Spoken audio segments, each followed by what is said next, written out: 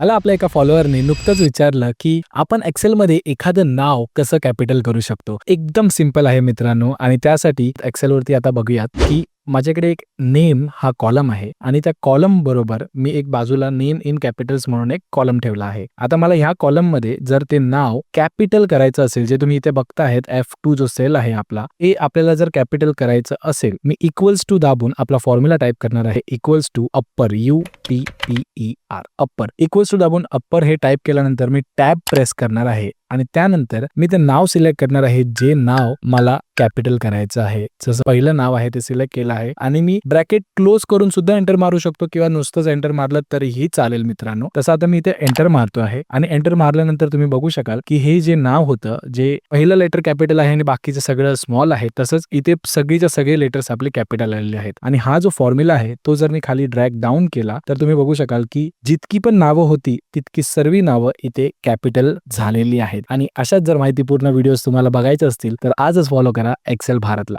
धन्यवाद.